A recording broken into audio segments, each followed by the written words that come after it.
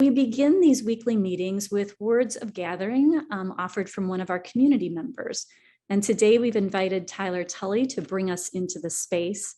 Tyler is a CTS alum, and he currently serves as the director of our Resilience and Leadership Initiative cohort program. I actually had the pleasure of getting to know Tyler way back in the day when he was first considering seminary, and I was serving as the director of admissions.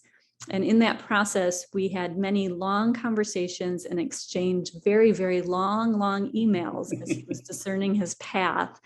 And I'm so very pleased, Tyler, that your discernment path did indeed lead you to CTS. And I invite all of you to please welcome my friend Tyler now. Thank you so much for that warm welcome, Lisa, and for putting up with my very long emails. Chokma chin chokma. Amenti Chikasha Iyakni Sahochafo at Tyler Tully. Greetings, salam, shalom. My name is Tyler Tully. I'm coming to you virtually from Ada, Chickasaw Nation and the area formerly known as the state of Oklahoma. I am very pleased to be with you today at our virtual weekly Wednesday gathering. I, like many of you, have been on a long theological journey. I was born and raised a Southern Baptist in Oklahoma, where my father was an evangelical preacher. And along the way, I went to an undergrad school at a Catholic liberal arts university before attending a UCC seminary at Chicago Theological Seminary. And now, in addition to being the director of alumni relations and the Resilience and Leadership Initiative cohort group at Chicago Theological Seminary, I am also a doctoral candidate at the University of Oxford, where I studied the intersections between race and place and religion, especially in the American context. To be completely honest with you this week, I've been in a very low place. My research is taking me to some dark pieces of our history in reading about some of the residential missionary schools amongst the Cherokees, the Choctaws, and the Chickasaws, which were propagated by the Methodists, by the UCC Congregationalists, and by the Presbyterians. And in reading those works, I sometimes find myself as a Chickasaw descendant, as a white Chickasaw descendant, as someone who feels torn and culpable and yet also victimized in very strange ways that are unsettling for myself. In thinking about the opening words to bring us together today, I was challenged to think about all the beautiful scriptures and stories and hymns that come from my own intersectional experience. But instead, I chose one of my favorite poems by Joe Harjo, who is a Muskogee and two-time poet laureate of the United States. This poem is called A Map to the Next World, and I would invite you to listen and join me in prayer. A Map to the Next World. In the last days of the fourth world, I wish to make a map for those who would climb through the hole in the sky. My only tools were the desires of humans as they emerged from the killing fields, from the bedrooms and the kitchens. For the soul is a wanderer with many hands and feet. The map must be made of sand and can't be read by ordinary light. It must carry fire to the next tribal town for renewal of spirit. In the legend are instructions on the language of the land, how it was we forgot to acknowledge the gift as if we were not in it or of it. Take note of the proliferation of supermarkets and malls, the altars of money. They best describe the detour from grace. Keep track of the errors of our forgetfulness. The fog steals our children while we sleep. Flowers of rage spring up in the depression. Monsters are born there of nuclear anger. Trees of ashes wave goodbye, and to goodbye the map appears to disappear. We no longer know the birds here, how to speak to them by their personal names. Once we knew everything in this lush promise. What I am telling you is real and is printed in a warning on the map. Our forgetfulness stalks us, walks the earth behind us, leaving a trail of paper diapers, needles, and wasted blood. An imperfect map will have to do, little one. The place of entry is the sea of your mother's blood, your father's small death, as he longs to know himself in another. There is no exit. The map can be interpreted through the wall of the intestine, a spiral on the road of knowledge. You will travel through the membrane of death, smell cooking from the encampment where our relations make a feast of fresh deer meat and corn soup in the Milky Way. They have never left us. We abandoned them for science. And when you take your next breath as we enter the fifth world, there will be no X, no guidebook with words you can carry. You will have to navigate by your mother's voice, renew the song she is singing. Fresh courage glimmers for planets and lights the map printed with blood of history, a map you will have to know by your intention, by the language of suns. When you emerge, note the tracks of the monster slayers, where they entered the cities of artificial light and killed what was killing us. You will see red cliffs. They are the heart, contain the ladder. A white deer will come to greet you when the last human climbs from destruction. We were never perfect, yet the journey we make together is perfect on this earth, who was once a star and made the same mistakes as humans. We might make them again, she said. Crucial to finding the way is this: there is no beginning or end. You must make your own map. Thank you.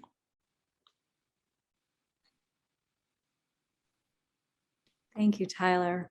That was beautiful and poignant. And indeed, we must make our own maps.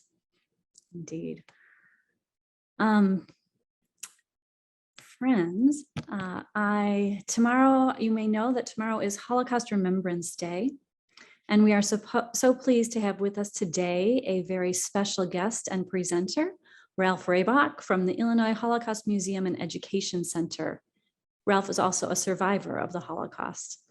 I will share briefly that in planning for this session, I had the opportunity to be in conversation with Ralph a couple of weeks ago, and I've continued to think back on all the things that we talked about. It was a wonderful conversation, and Ralph, I'm so pleased to welcome you here with us today. And with that, I will turn to you.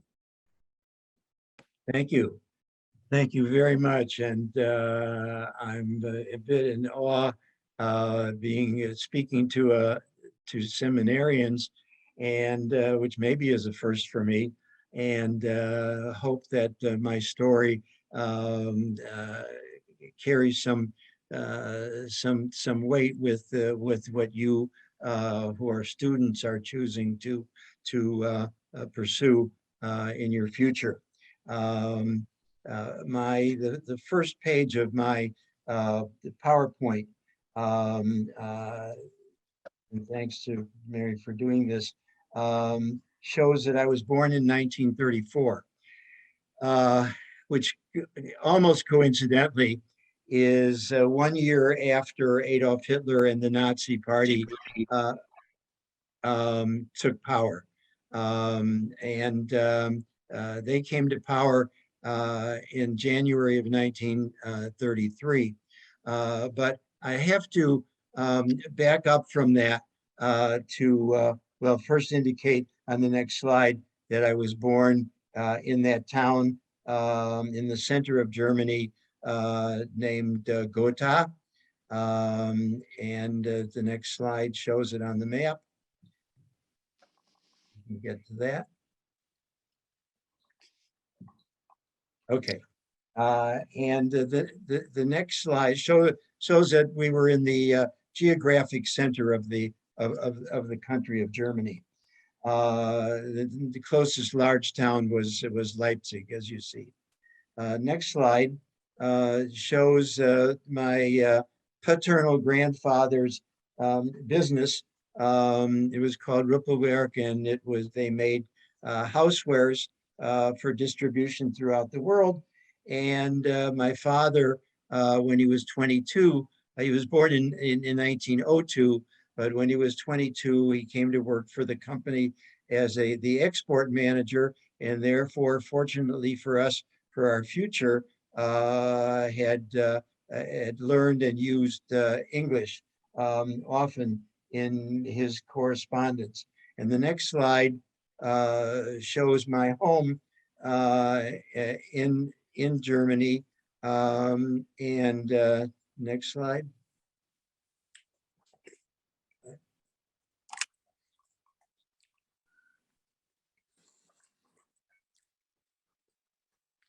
There. On that little black square up in the upper left-hand corner on the house shows the address of the house, which is 33. And the 33 is a coincidence of the 33 being when Hitler came to power, but the number 33 will come up in the story several times also by coincidence. Next slide. We have to go back to understand how the Holocaust came to be and how the Nazi Party came to be. We have to go back to the end of World War I, 1918, November the 11th of 1918. And when the German population of 65 million people suffered three things.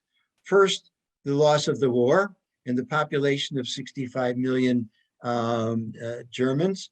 And second, came into being, this bill is symbolic of the hyperinflation.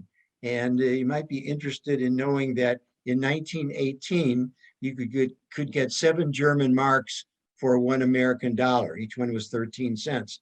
But by 1923, it took 215 trillion with a T, 12 zeros, 215 trillion German marks to make the equivalent of 1 American dollar. And then after that comes the Depression. So here's the population of Germany. We're up to 1925. The population is very unhappy with having gone through the Depression after the inflation, after losing the war. The next slide takes us to the really first event that happened in between that.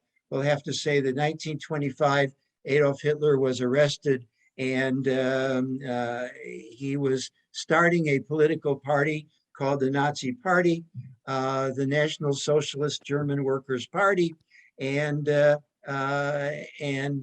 ultimately, there were 30 political parties, 29 parties plus the Nazis. The Nazis got 33% of the vote. There's that number again, 33% of the vote, and the other 67% was split among all the other 29 parties.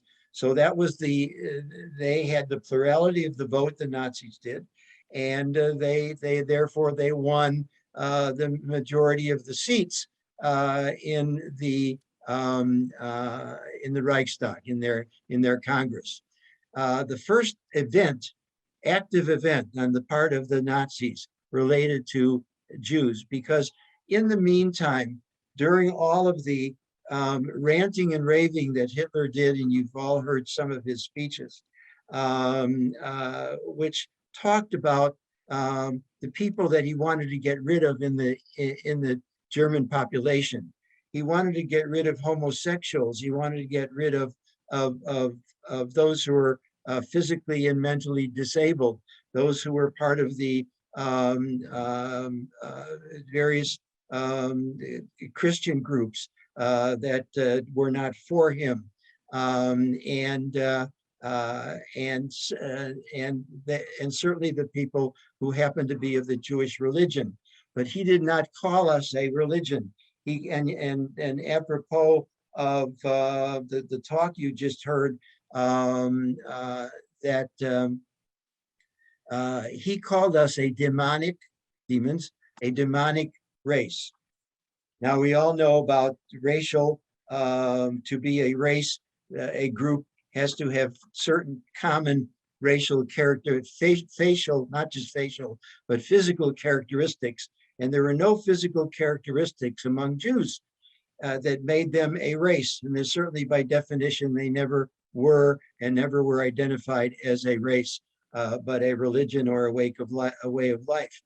The people who, but he had to prove to the population of Germany that we were a race. Therefore, he said all of us had kinky brown hair, all of us had a reddish complexion, and all of us had large, crooked noses. That was a total lie. He had artists draw ugly pictures of people that looked like that, and nobody was ever identified as looking like his prototype of who was in fact Jewish. And the people in the country really kind of scratched their heads, but they just kind of let it go as talk. Even though some, unfortunately, believed the ranting and raving. So here it is, April 1st of 33, and the first active act on the part of the Nazis was to have a one-day boycott. This sign that went up in my other grandfather's cattle dealing business said, "Kauft nicht bei Juden," don't buy from these Jews. And all Jewish businesses throughout Germany, Austria, had this sign that went up, and it worked for them, for the Nazis, for this one-day boycott of Jewish businesses. And next slide. It's still 33. My parents were married in 33, and this is they. And next slide. Then along comes 34, and there I am as a baby in 1934. And now we move to 1935. But before we go to 35, I should say that in 33, Hitler made us Jews all register. The German government bought punch card equipment and punch cards from the IBM Corporation in America, and we had to register, and all the 500,000 Jews, less than 1% of the population, less than 1%. Thank you for the sweet picture, chat. Thank you. If it would have been children, I would have said, "Don't you all say, oh, okay." Next slide. Next slide. 1935. Hitler would have loved it if all 500,000 of us would have left, not died, but left. And so they created a set of laws, which were called the Nuremberg Laws. And in those Nuremberg Laws, there were many, many, many laws. First of all, taking away our citizenship. All Jewish citizenship was removed in 1935, and Jewish people could no longer, they couldn't practice law or practice medicine on non-Jewish people. Non-Jews and Jews could not date. Non-Jews and Jews could not marry. Non-Jews and Jews could not have sexual relationships. All these things were prescribed and proscribed for what they could do. Children could no longer go to school.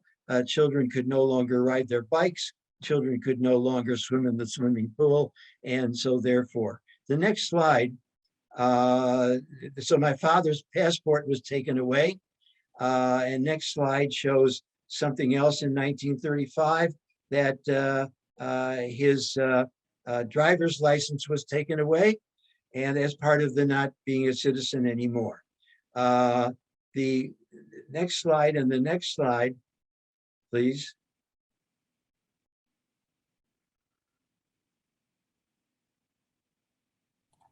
I'm sorry, Ralph, I am trying to advance them. I know you are.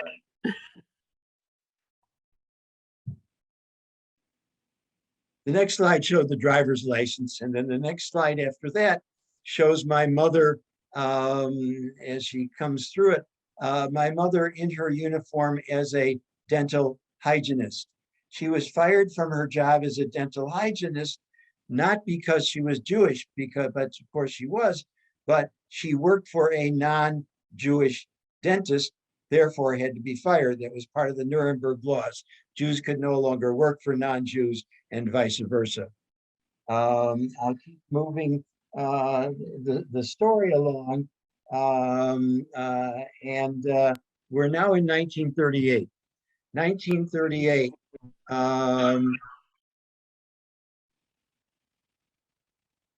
In 1938, you're going to see ultimately my mother coming down a gangplank. Here we go. Use the little ones if you have to. Okay. 1938. Keep going. Keep going up. There's my mother. There's my mother in her uniform. And then the next slide, slide 12. Now slide 12. Yes, my mother's coming down a gangplank. She came to Germany, and from Germany to Chicago, to Hyde Park, Chicago, to 4820 South Kenwood in Chicago, in the Kenwood, Hyde Park, Kenwood neighborhood. That's where her first cousin, female first cousin, lived with her husband and 2 children. There had been a 3rd child added in 1937 when my mother's sister's daughter, who couldn't go to school anymore, was brought over and became one of the children of the same family, named the Schrayer family, Schrayer, and he was in the insurance business. And the next slide, number 13, takes us to the reason that she came to America. This is called the Affidavit of Support. It is quite obvious that in 1938, when there was the Avion Conference in France, where all the major, not even major, all the countries of the world were invited to Avion to a conference, and they were being asked, how many Jewish refugees from Germany will you, in fact, Germany and Austria, will you in fact take into your country? The only country that responded positively was the Dominican Republic, who said they would take 1,500, and they ultimately did. No other country, including United States, including France, including United Kingdom, etc., none of them offered to take any at all. And this was part of anti-Semitism. This was part of the fact that those of you who've studied US history knew that at that particular time in the 1930s, we had before Franklin Roosevelt, we had an isolationist government, and we've all sang the hymn, and in it, it says, from sea to shiny sea. Well, that's all we in America had cared about at that time. From sea to shiny sea is all we needed. We didn't need refugees. We didn't need people from other places, and we didn't need other countries. So therefore, we stayed in isolation until other things started happening. But this particular document was to say to the American government that we were good people, the 3 of us, and you see 3 names listed there, my mother, my father, and I. And he then had to go ahead, he didn't have to, but he went to lawyers, he went to bankers, he went to congressmen, senators, judges, and got them to all certify that we were good people and that we should be allowed into the country, and visas should in fact be issued to us to be able to get into America. With that in mind, my mother waited until all those documents were completed, and she left Chicago.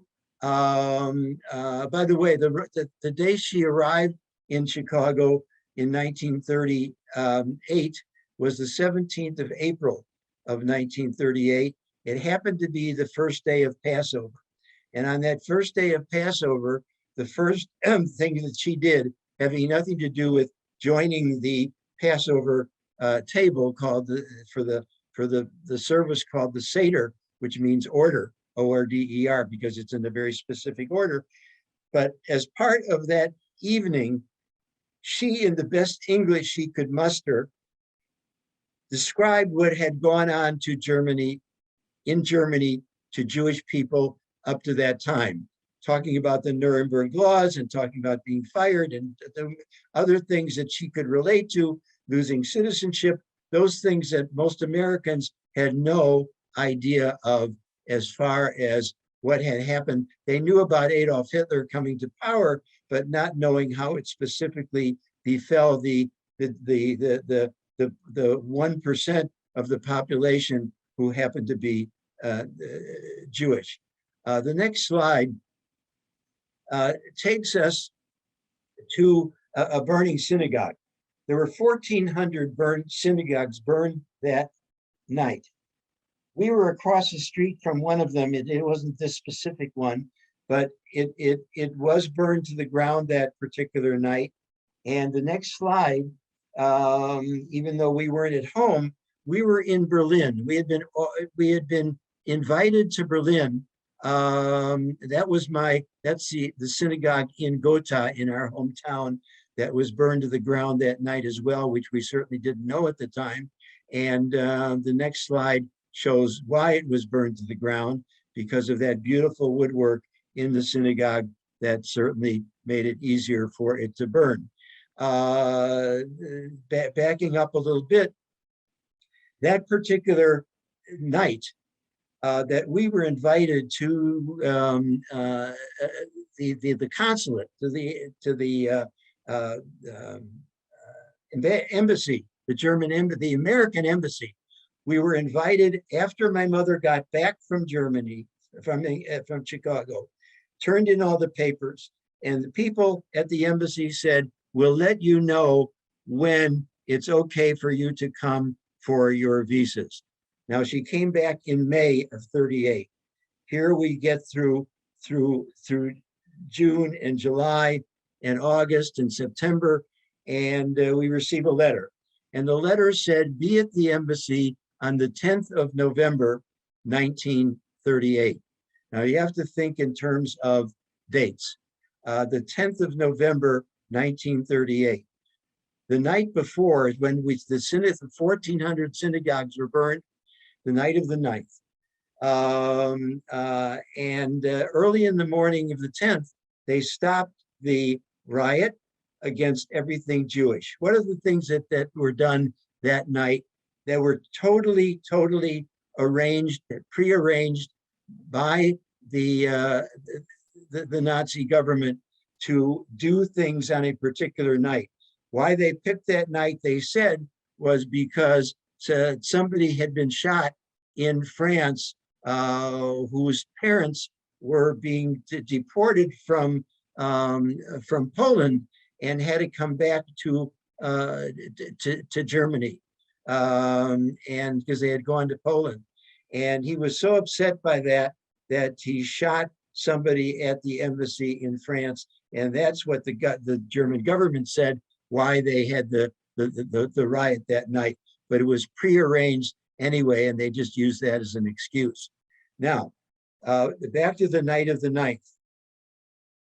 Thousands and thousands of store windows were broken, belonging to Jewish store owners.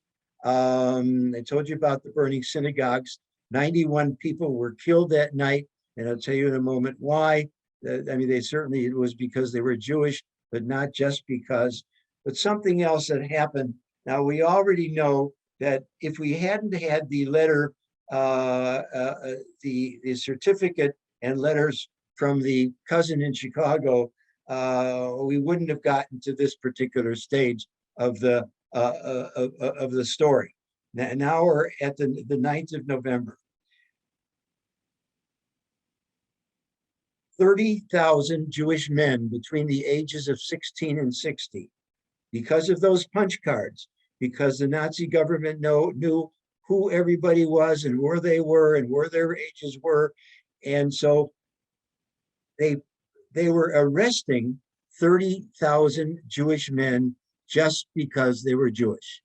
That was the first really outward act besides the boycott and the fact that on May the 1st, there had been the burning of books that you may have already read about at some time on the May 1st, where they burned all the books in Germany that had anything to do with Jewish writers or progressive Jews or anyway.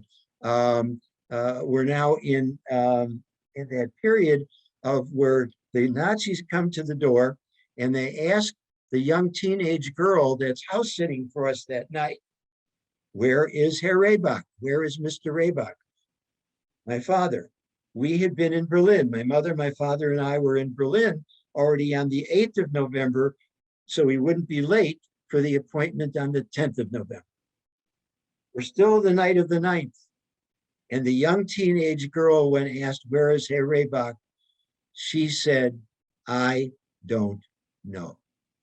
If she had said anything else, they would have kept asking more questions and would have ultimately been able to identify exactly where my father was, and they could find him there. But she was what we call an upstander. We're going to talk here about 5 different upstanders, 5 different people that made it possible for our family of 3 to leave. The next slide is a graphic novel that was created by our museum, and that's my story as a graphic novel. And the circle shows supposedly my father on the telephone. The young teenage girl, after the Gestapo had left in disgust with only getting an I don't know answer, the girl had instructions from my father that if anything happened that night that he should know about, she should call. Now, all phones in Germany were tapped, and that was a known fact. So the English lesson has been canceled is a little carrot over the lightning flash there. And that's what she said, because in German, of course, she and my father had made that arrangement, and he knew that by getting that message, he should never go home again. So here it now is, still the night of the 9th, and the 91 people were killed, the 30,000 men, the synagogues, and the reason that that night was named Kristallnacht, Crystal Night, Night of the Broken Glass, that I'm sure most of you have heard about, is because of the crystal, the glass that was shattered while it was still dark at night, and it glistened in the street lights, and that's why it was called Kristallnacht. Now, the German government in the recent years has renamed that night. It is now known as the November Pogrom. The word pogrom, which you may have read about in Jewish history, and that is that in the 17 and 1800s, there were many in Eastern Europe, Russia and Poland, there were many riots against the Jews. They were called pogroms. And we would define a pogrom as a riot. And so now it's called the November Pogrom. Why not Kristallnacht? Because if you visualize the name Kristall and think of crystal chandeliers and think of crystal goblets and think of crystal glassware, that's beautiful. The German government said there was nothing beautiful about that night that happened to our Jewish population back in 1938. And so therefore, they now teach it as the November Pogrom. So my father gets out of the next day. The next day is the 10th. We went for our visit, our appointment, and all day long there's paperwork. And at 5 o'clock in the afternoon, a clerk in the American embassy said, we go home at 5 o'clock. And she was not able to finish our paperwork and said, come back tomorrow. I have no idea where we spent the night.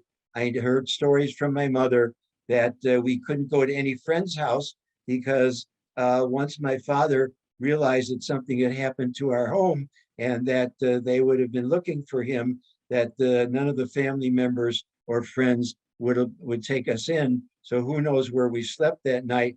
But the important thing is the next morning, we went to the embassy again.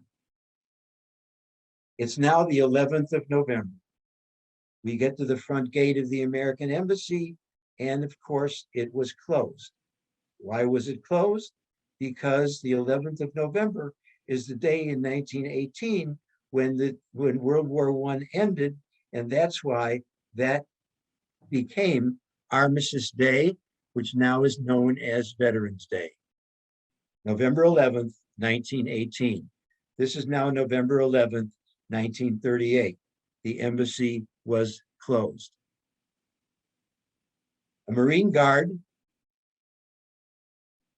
who was responsible for guarding embassies, you know, that the footprint of the embassies of the U.S. embassies of the world are guarded by U.S. Marines because those footprints are American. And the Marine Guard said, wait here. He went into the town of Berlin. He found the ambassador on the day off to say that somebody had made a mistake, and the ambassador was willing to come back. And so he was an upstander as well. So we're up to 4 upstanders now, but 1 more to go. And he finished our paperwork. We had our visas. My father took an airplane, and remember the war hadn't begun yet because the war didn't begin until 1939 on April the 1st when they attacked, September the 1st of 39 when the Nazis invaded Poland. So he was able to take a plane to England, where the man in Chicago had made arrangements for us to take the SS Manhattan on the 15th of December. So here we are, mid-November. We have till mid-December. So he got there and he was staying with my uncle,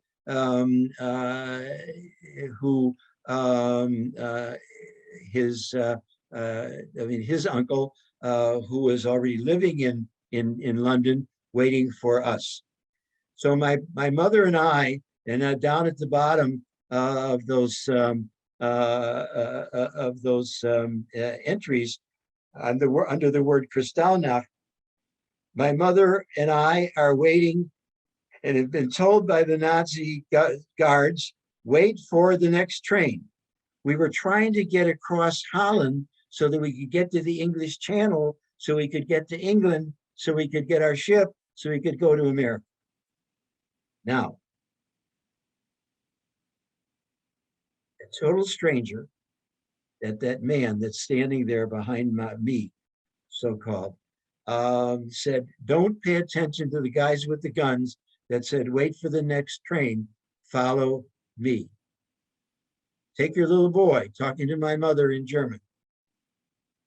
My mother took me by the hand and followed the man. He knew that there was a local train on the Dutch side of the border.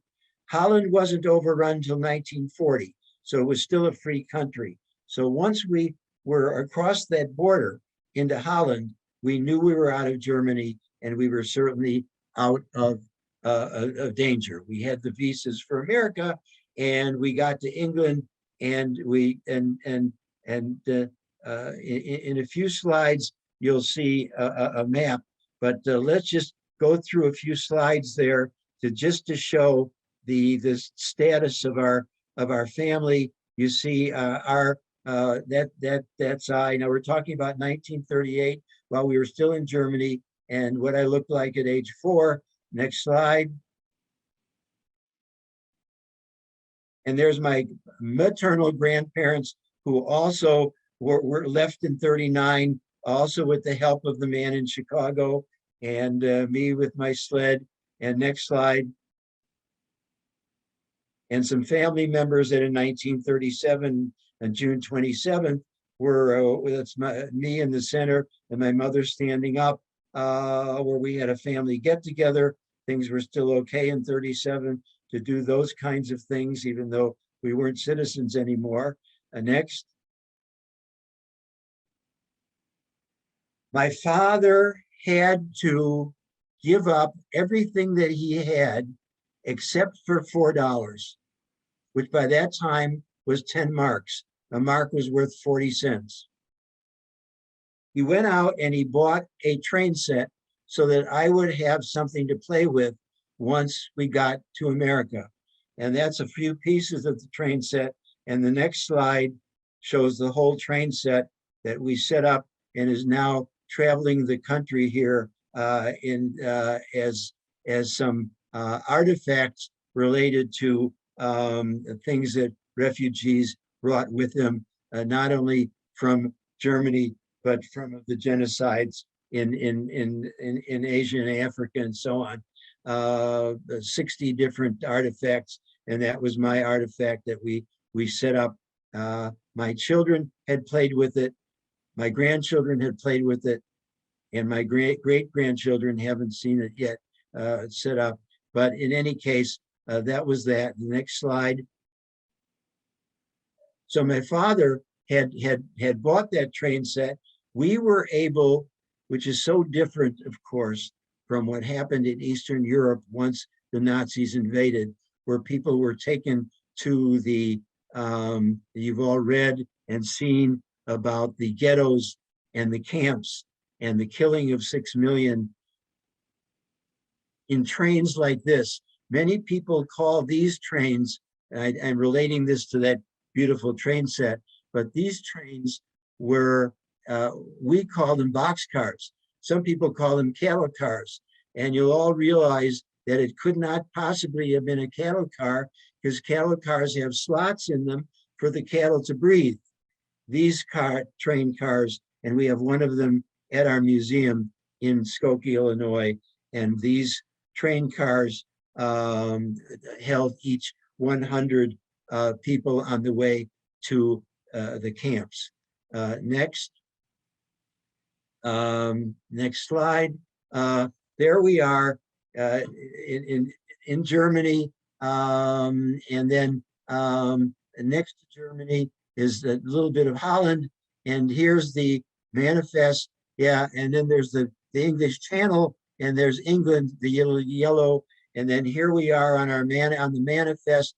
We arrived in America on the 22nd of December of 1938. We'll rush through just a few more slides, giving a sense of our leaving. This letter is written by my aunt, my mother's sister. She wrote this letter on January the 10th of 1943. She had chosen not to leave Germany. She wrote this letter, which is the only letter in existence. It was written in German, of course. This is the translation. It's the only letter that's in existence, believe it or not, that had gotten out from people who had in fact predicted their death. In the last sentence, it said, "I wish you all the best in life. I send you my deepest embrace and continue to love you until my end." Along the way on the letter, it talks 5 different times about knowing that she was going to be killed and thanking the people that had protected her and her son, my cousin Alfred, who was 1 year older than I. And but she was ultimately taken to Auschwitz and killed in Auschwitz, as was Alfred. But she predicted it, and it's on the wall of our museum. At the bottom of the train, where the train is up a ramp, and at the bottom of that ramp is this letter in both English and in German. Next, please. That's one of the letters that invited the 12-year-old daughter to come to America. Next. That's my mother with her sister, the one I just talked about in the middle, and another aunt who was also came to America with the help of the man in Chicago. Next. That's the confirmation of Rennie's deportation that I got in 2008. The letter that I just showed you, we found in my mother's underwear drawer when she died in the year 2000. We knew nothing, the family knew nothing about the letter that had arrived to my grandfather, the father of Rennie, 1946, when it finally got to America, the letter that is, that was written in 1943 that you saw. Next. It shows March the 3rd of 1943, 1,732 Jews. She was on, believe it or not, the 33rd transport out of Berlin, which took 50,000 Jews from Berlin between 1941 and 1943. And that we followed that track all the way from 41. There was one for every one of the multiple number. This got up to number 33, and it happened to be March the 3rd. So there's a 3-3 again. So many times that the 33 relates to our family and the situation. 1,732 on that particular transport. Next. My citizenship papers ultimately. Next. My father's citizenship papers. Next. My family, my wife of now 65 years, we were married in 1956, 2 sons, grandchildren, and some wives and girlfriends of those children. And you see, as the family grows, all because of our being able to leave Germany in 1938. This was 2006. Next slide. Even more people in 2016. And now, oh, baby naming of our first great grandchild. Yes, 7 living great grandparents in the front row. 7 living great grandparents, and then 4 grandparents, and then the parents of Olivia. And next, Olivia, who's now 7 in first grade, Harper, who's now 5 in graduating from preschool finally, and next and last, not least, Tyler. Speaking of Tyler, hello Tyler. Here's your namesake, Tyler Smith, who was born in 2 years ago. He's 2 years old. And next, and not least, yeah,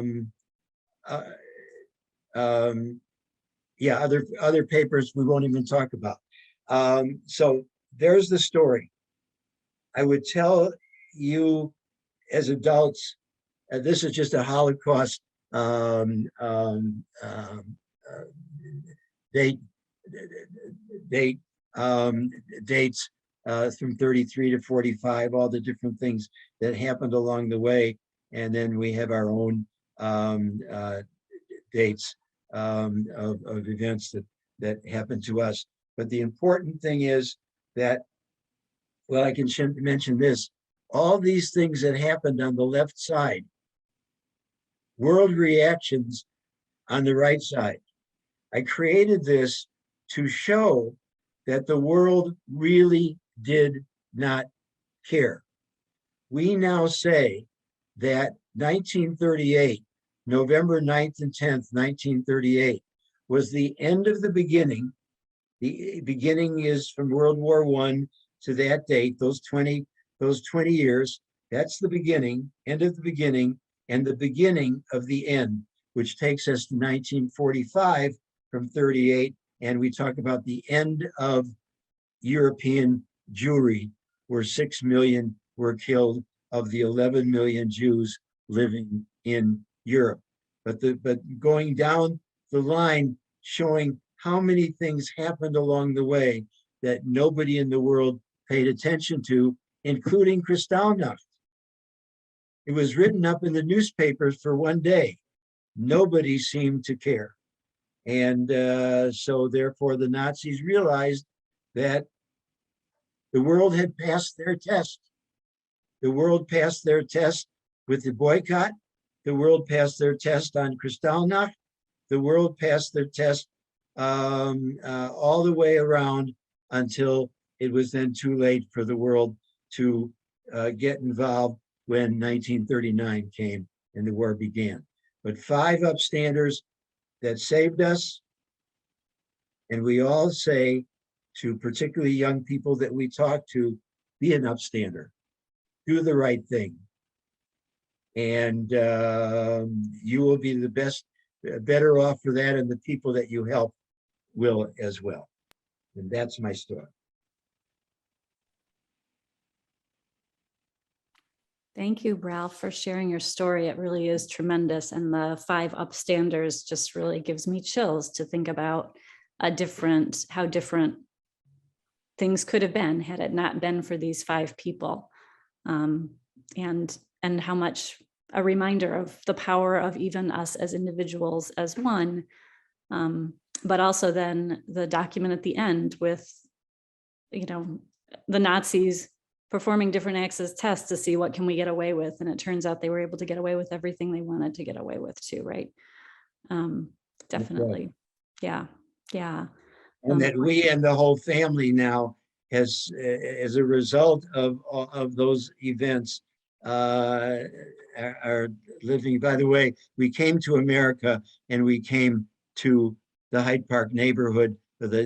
Actually, it was at our apartment was at 4631 Lake Park Avenue, and I went to Kenwood Grammar School. I had lost my German and lost my accent in that 1 year from age 4 to age 5 when I started kindergarten. And so there was nothing that made me be any different than any other child in the in the kindergarten. And so so we are blessed in so many ways, all because of the events that took place.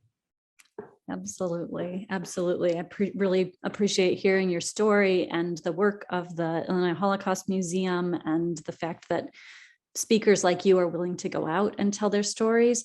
And I know when we were talking the other day, Ralph, we were talking about, you had mentioned to me that Illinois is one of the states that mandates the teaching of the history of the Holocaust. And we know we're in a situation right now where there are some states that are either taking it out of their curriculums or, teaching both sides and all of this craziness. But I wonder if you could just— By the way, there's only 22, now we're up to 22 states, I think, that do mandate it. However, some of those mandates, they're all unfunded mandates. And we all know as educators that that doesn't go very far because the teachers aren't in fact trained how to teach it. And sometimes they feel that the mandate is satisfied by the reading of the boy in the striped pajamas or Anne Frank's story, but that's not really those are really not the whole story by any means. Yeah, absolutely. Absolutely. For me, it's a takeaway to pay attention to that. What are the local school boards teaching? That's an action that we all can take too. And we're a geographically dispersed group here at CTS. So not all of us are in Chicago, and some of us are in places where the mandates aren't in existence. And so perhaps something for us to work toward, because it's so crucial. It's so crucial. And we are right up against our time. I wish that we had more time to talk and engage with you. I so appreciate you being with us here today. And I'm so grateful for your story. And it's truly touching to see your whole extended family, and new babies and great grandbabies who otherwise wouldn't be here, right? So, by the way, if there's any, since we can't do it, but you have my email address, and if you want to put any of the things, any questions that come in, do it on an email basis rather than just the chat, if you don't mind. And I will be glad to respond to the appropriate emails with questions that we haven't had time to deal with. Awesome. Thank you, Ralph. I'm definitely open to that. So if folks have questions or want to continue conversation with Ralph, just reach out to me.